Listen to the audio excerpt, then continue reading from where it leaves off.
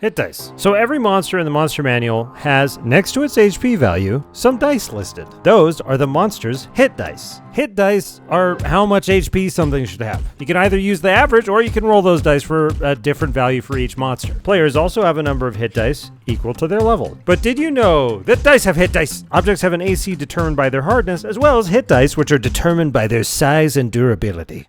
Tiny, D4s. Small, D6s. Medium, D8s. Large, D10s. And the number of hit dice can go from 1 if it's fragile, all the way up to 2 if it's tiny, 3 if it's small, 4 if it's medium, and 5 if it's large.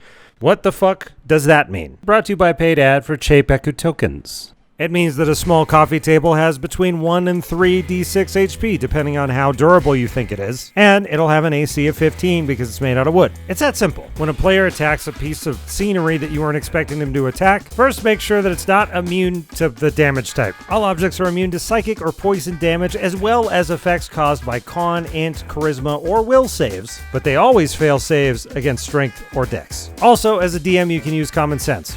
You're not going to cut a rope with a hammer. Okay, now that you've determined that, roll a couple dice, determine the HP, figure out the material, determine the AC, you're done.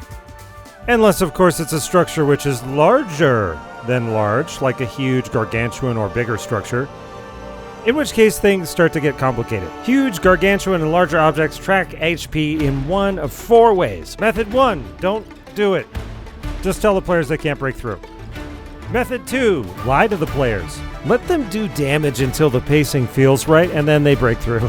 Method 3, subdivide it. The DM tries to actually track the HP. The suggested way is to break a structure down into smaller objects. A stone wall could be broken down into large sections of 5d10 HP, 27 HP if you don't feel like rolling, or it could be broken into individual rocks in the wall if you wanted. Maybe the wall is 5 rocks thick, so each rock would have a small durable object, 3d6 made out of stone, AC 17, and have an additional immunity to slashing damage, maybe a vulnerability to picks and hammers, who knows.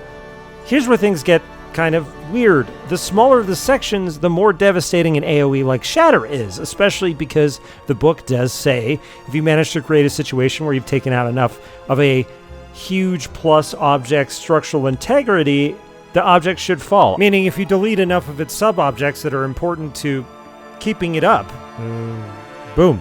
To mitigate this issue somewhat, we have damage threshold. The sub-objects of huge and larger structures can have something called a damage threshold.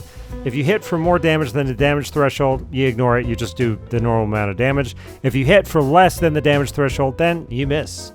It's hard to work out how much the damage threshold should actually be, because although there are examples of objects that have damage thresholds in other sections of the DMG, those objects don't seem to totally conform to these rules.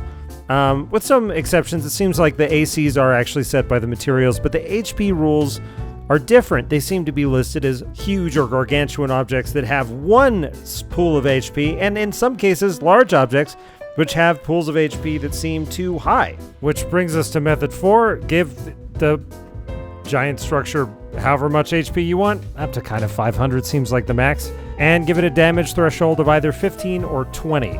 I haven't seen a lot of damage thresholds except 15 or 20, which seem to crop up a bunch, but I guess that makes sense. Hey, I thought you said that objects can only have sections of up to 5d10 HP, I hear you asking. Yep, that's true. Ships, siege weapons, some doors from listed adventures, a slew of other specific objects exist in published materials that don't conform to this rule set. But I have a theory on that, or at least a way to apply that. I believe that that's the object's functioning HP, meaning if a ship with 500 HP reaches 0 HP, the ship sinks. But if you and your fellow adventurers are trying to break through a wall inside the ship, maybe that wall could be tracked individually as large objects or smaller, and maybe you add the damage of going through that wall to the total tally of ship damage, and if it gets to 0, then it still sinks. Then you're using a hybrid of the 2 HP tracking techniques, which I think is kind of neat. That's object HP. If they attack it, grab the right amount of dice, toss it onto the table, set the AC. Also, honestly, I would ignore damage threshold most of the time. Just raise the HP or have the confidence to say no. Brought to you by a paid advertisement for Cheipeku tokens. Shapeku tokens are kick-ass customizable tokens built from assets made by actual artists. You can pre-subscribe now for a massively discounted fixed rate of $9. This offer ends soon. It's normally $28. And I genuinely think it sells itself. If you're using 2D VTTs, check out the link. It has samples, a demo for creating your own custom bugbear, and way more details than I can fit into an ad read. All right, thanks for watching.